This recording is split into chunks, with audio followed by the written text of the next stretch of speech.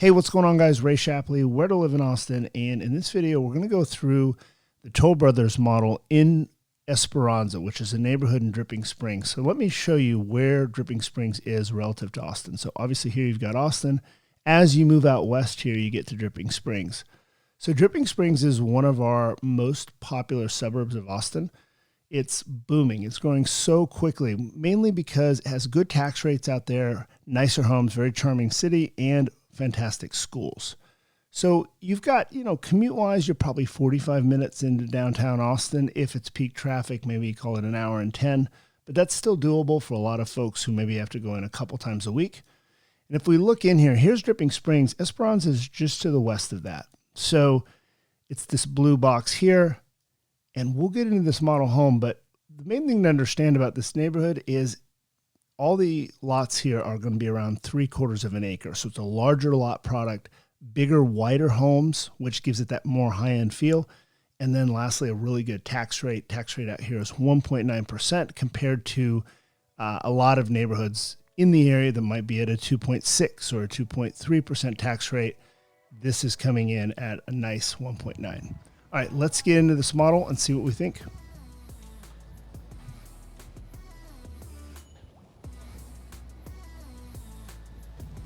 All right, so love the 4-foot steel door.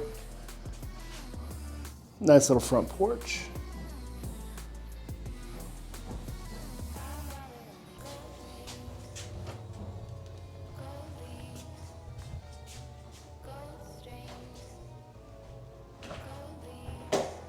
Okay, so really wide entryway, looks like about 7 or 8, probably closer to 8 feet. I love that. I like how they did a herringbone pattern here with the wood floors on the entryway. Just gives it more of a high-end look when you walk in. Something a little bit more interesting. I like that. Got some exposed beams and some shiplap on the ceiling, but they didn't overdo it. Looks great. So right when you walk in, first thing to your right here is the office. So this is a good size office. Built-in cabinets. It kind of looks out over this front porch.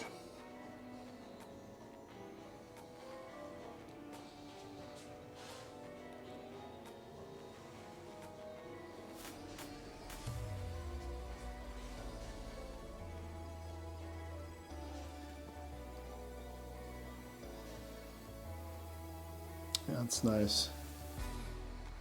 And this builder, Toll Brothers, they take off their doors. So just you'll have to imagine this with glass doors on the office. But they take off their doors in all their rooms.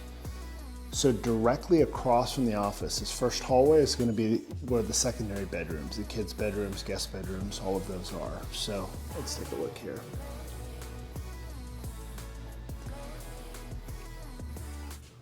All right, bedroom number 1. This house is in total 4 bedrooms. So good sized room as bedrooms go.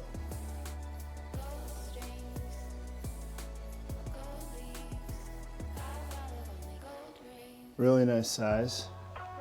And the closet, walk-in closet, that's great. For a kid's room, this is the right size closet these days. This is the way you want to do it.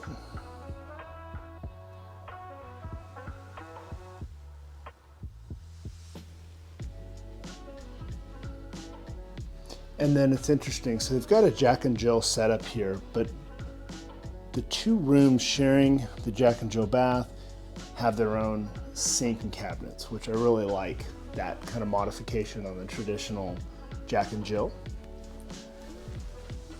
This way they're not fighting over counter space, things like that. But you still get the efficiency of a shared tub and toilet and shower. Oh, I like that tile. All the way up.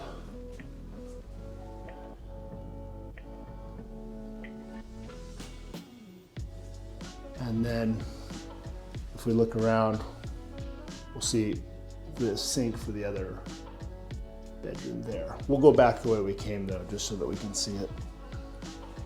So let's get through bedroom number 1.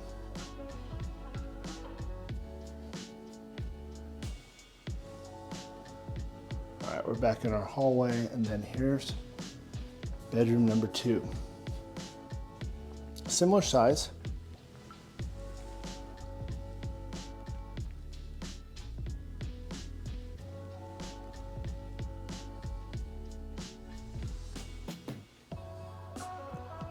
And right off this bedroom, we've got the Jack and Jill we just saw.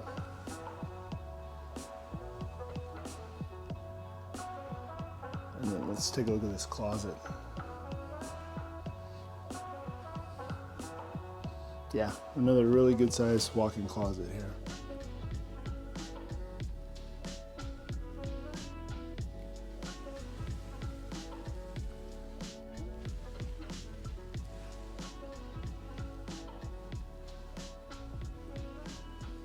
All right, and then lastly, you'd have what would traditionally be considered a guest room or third kiddo room.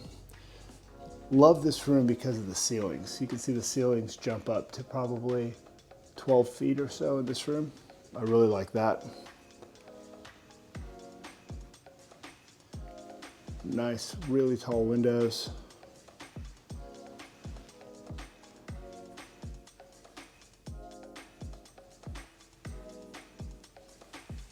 And I like how they brought that paint down. It just gives it a nice little effect. Bring it down the wall a few feet.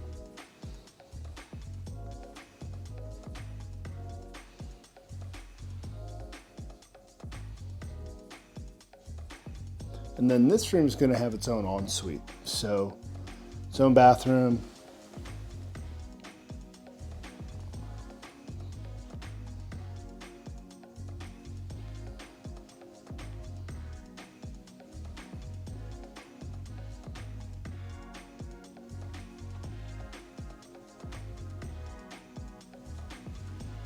And then its own closet. This might be the biggest closet yet.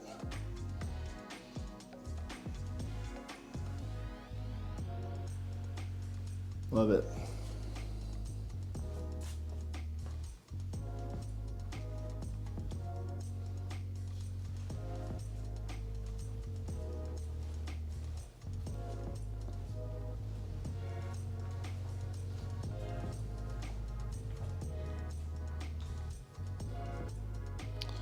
All right, so one of my favorite things about this floor plan is this room right here. So off the main hallway, they've got it set up kind of as a media room, game room, music room. There's so many things you can do with rooms like this. It's just nice these days to have this extra space. You can do homeschool, you can do game room, playroom, kids' toy room, whatever. But I like the fact that we've kind of baked this in to the newer floor plans. It's just really useful space. And then across the hall from that, you're going to have just a half bath here, which is a good location. It's kind of off the beaten path, not too close to the kitchen. This is your guest bathroom. Really good placement. And they did like a faux brick on this wall. I like that.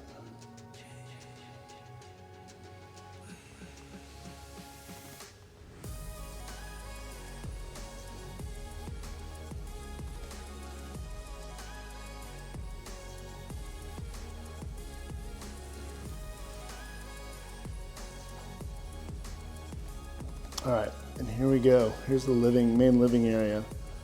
So this is one of my favorite parts of the house because of the ceilings. It's just got such a great look to it with the vaulted ceilings. And then of course the wood beams, good lighting choices, just a great look overall. Wide open, so it's a big dining room table there, plenty of room for that. Nice sized living room as well. We'll talk about the option they did. They extended the patio out that way, but this entire area is wrapped by a porch.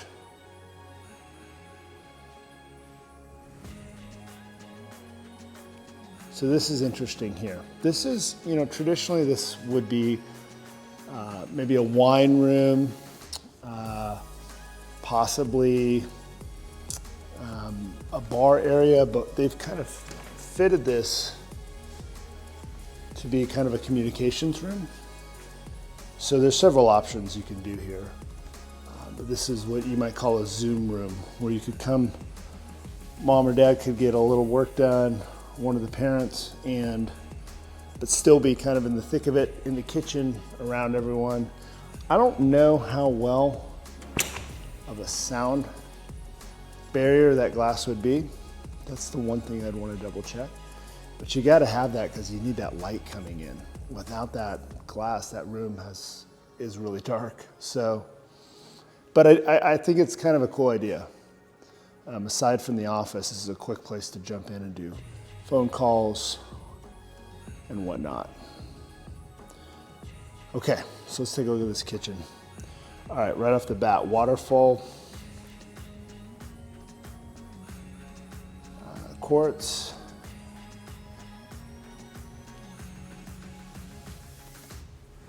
I liked how they wrapped the vent hood.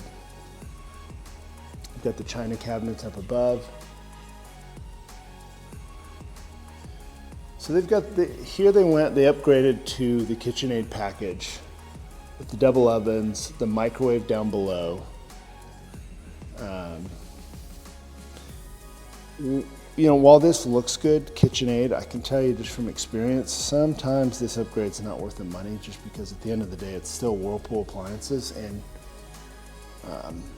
I know lots of folks who have put these in and had a number of issues with their stoves and dishwashers. Also, these lower microwaves like this, if you have young kids, it's like toddler age, that can be a nightmare. Once they get older, obviously it's not a problem, but just putting microwaves at like a 2.5-year-old's height is kind of dangerous. You're just asking for a mess. KitchenAid fridge, you know, it looks all right. I like that they've got it kind of covered up so you don't see one side of the fridge. It looks built in even though it's not. All right, so swinging around here, great laundry room on this house. This is traditionally where your garage entrance would be. Obviously the builder's officing in there, but that would be your garage entrance. You've got your mudroom here. Nice size pantry, pretty proportional to this size of home. Overall, good size.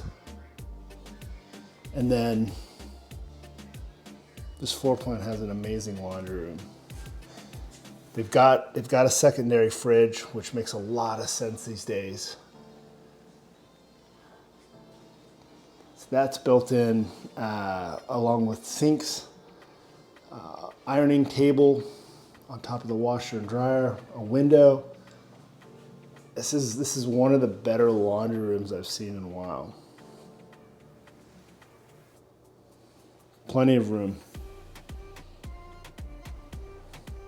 I love it.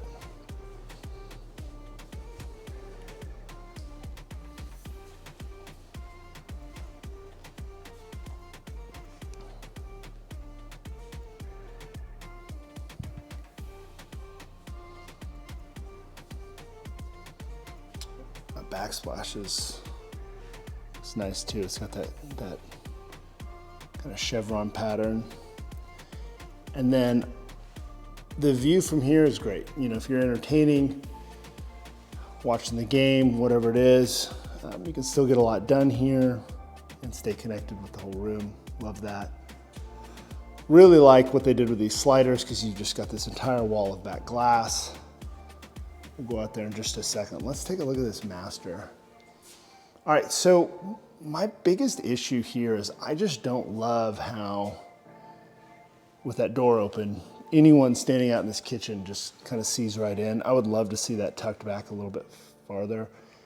I'm splitting hairs. I mean, I could totally live with this, but perfect world, I would like to see that. Tray ceiling, really good size bedroom too. Yeah, plenty of room in here.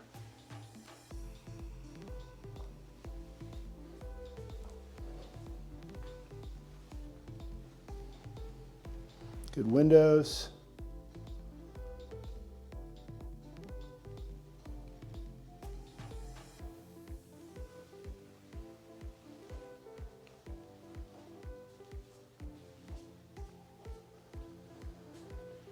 All right, let's take a look at the bath. So I'm not loving that tile. It's pretty busy, but we can look past that. His and her sinks, freestanding tub. So the first thing that catches my attention is an actually proper sized linen closet. That's great. That's the size it should be for a house this size especially.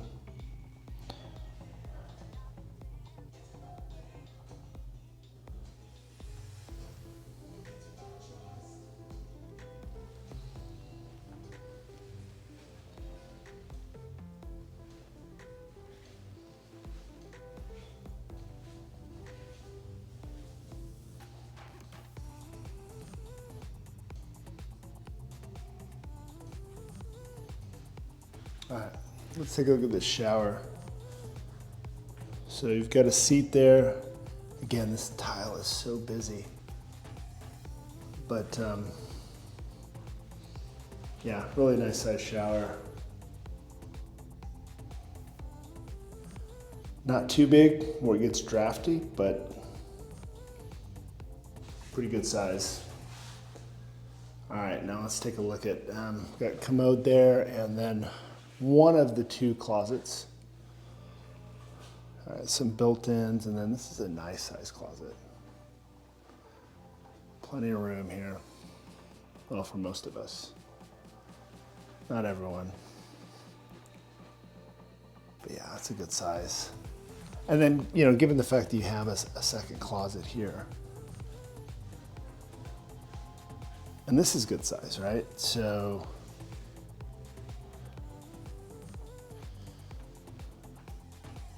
yeah, plenty of storage in this house. You've got drawers on both of the cabinets. That's great too, 6 drawers on each. Yeah, good storage overall. All right, so let's talk about the back of this house before we go. So, a couple things I really like. Here's where the gas stub out. So if you were gonna do a built-in kitchen, it would be right there. I really like the fact that it's connected to the kitchen. So you just go through that door. So if you're cooking and running back and forth, it makes a lot of sense to put it here rather than out on the other end of the patio like a lot of builders will do. So that's a really good location there. Now this floor plan has a huge back porch. Normally it would end right before that ping pong table over there, which is still massive, but they chose an option here to wrap it on around. So we'll take a look at that, which I think is a, you know, out here in this neighborhood on these big 3/4 acre lots, I think it makes a lot of sense. You can see they're getting ready. They'll be building houses back there.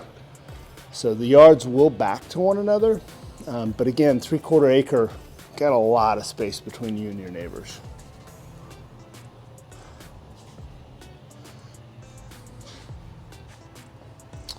So this is interesting. They did a treatment on this concrete. It's not tile. It looks like tile.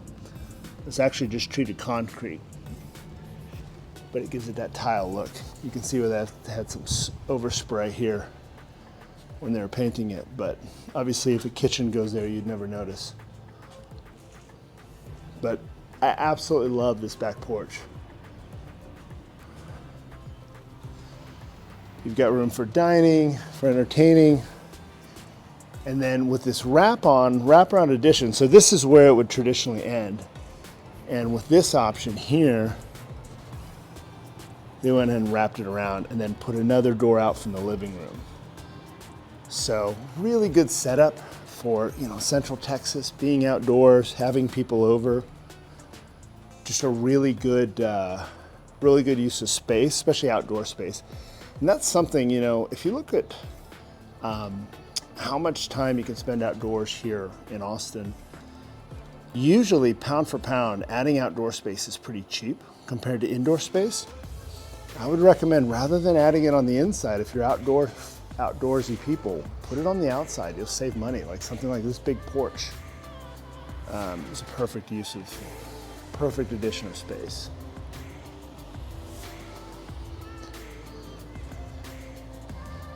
So whenever you're in Texas and you're dealing with these oversized lots, you're going to usually be in a lower tax rate because they're not on a municipal utility district. They don't have a PUD, a PID, a MUD, any of that type of infrastructure that needs to be paid for in taxes. So you'll have lower tax rate. And I'll tell you, if you haven't lived in Texas, property taxes are a big deal. It's something you should focus on as much as your price, I feel like, if you can. But one of the trade-offs is you would need to have a septic system. So over here, these green discs, this is the septic system. So obviously you couldn't build anything here. The new ones work really well. You might hear some horror stories if you Google septic system problems, but most of those are generated by septic systems put in the 70s and 80s. Nowadays they've got it down to science. They do pretty well. The one thing you have to watch out for is, like, you're gonna have, so you have these tanks here, right? So you can't drive in this part of the yard. If you were to, you know, deliver anything or build a pool, you'd have to be careful getting the vehicles back there. And then towards the back, somewhere you're gonna have a leach field for this. And you obviously can't build a pool or put any weight on it. Now it's gonna be back towards the very back of the lot, most likely. But it's just something to be aware of. So if you are gonna build another structure, a pool, you gotta just be careful and look into those things before you go building. Those are the only real drawbacks of a septic. Overall, like I said, they've got it down pretty well. It's not that big of a deal, but that does come with these larger acreage properties. So out here they did a little fire pit setup.